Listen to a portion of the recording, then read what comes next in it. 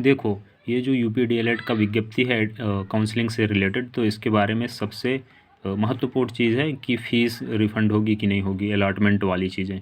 तो इसको मैं बता देता हूँ। मेरा नाम सत्येंद्र सिंह है और मैं डाइट चित्रकूट का छात्र हूँ, ठीक है। अब मेरा डीएलएड कंप्लीट हो गया है और तो इसमें जो फ़ीस के संबंध में इसको बताता हूँ मैं आपको। तो यहाँ पर लिखा है पहला पॉइंट, आवेदित समस्त 1,24,000 छात्र, ठीक है, 8 जनवरी को क्या कर पाएंगे, अपनी स्टेट मेरिट रैंक देख पाएंगे, ठीक है। ये पहला नंबर है। दूसरा नंबर है इस पर कि प्रदेश के जिला शिक्षा एवं प्रशिक्षण संस्थान, निजी संस्थान जो प्राइवेट डीएलएड हैं, तो इसमें जो भी सीट हैं, ठीक है, श्रेणीवार, मतलब कि ओबीसी, एससी, एसटी, जनरल की कितनी सीटें हैं, ठीक है, और जो पर्सन विद डिसेबिलिटीज़ हैं उनकी कितनी सीटें हैं, सारा दिया हुआ है उसके।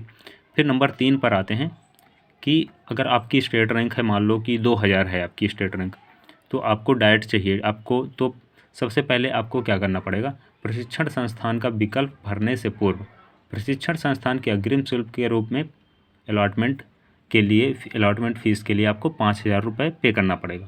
पहले आप अलॉटमेंट फ़ीस के लिए 5,000 रुपये पे करेंगे, फिर आप क्या करेंगे, आप अपना कॉलेज चूज़ करेंगे, ठीक है।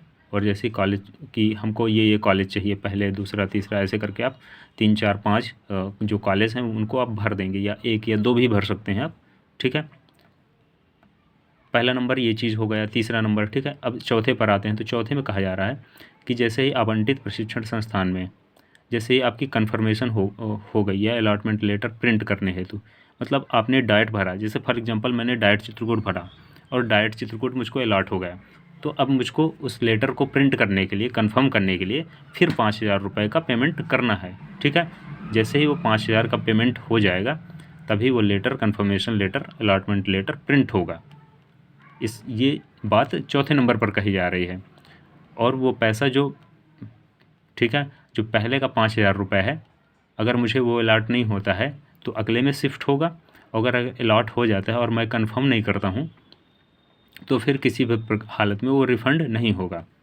यदि अभ्यर्थी, 5वें नंबर पर यही बात कही जा रही है कि प्रशिक्षण संस्थान हेतु पुष्टि नहीं करता, मतलब कन्फर्मेशन नहीं देता है, तो क्या होगा, तो कॉलेज के अग्रिम जो 5,000 रुपये जमा हुए थे वो पुनः 5,000 रुपये का भुगतान करना होगा, ठीक है। जैसे मुझे अलॉट हो गया, मैंने उसको कंफर्म नहीं किया, कंफर्मेशन लेटर डाउनलोड प्रिंट नहीं किया 5,000 रुपये और जमा करके, और अगले चरण में मुझको पार्टिसिपेट करना है, तो फिर से मुझको क्या करना पड़ेगा, फिर से मुझको 5,000 रुपये पे करना पड़ेगा अलॉटमेंट के लिए, और फिर कन्फर्मेशन के लिए फिर 5,000 रुपये।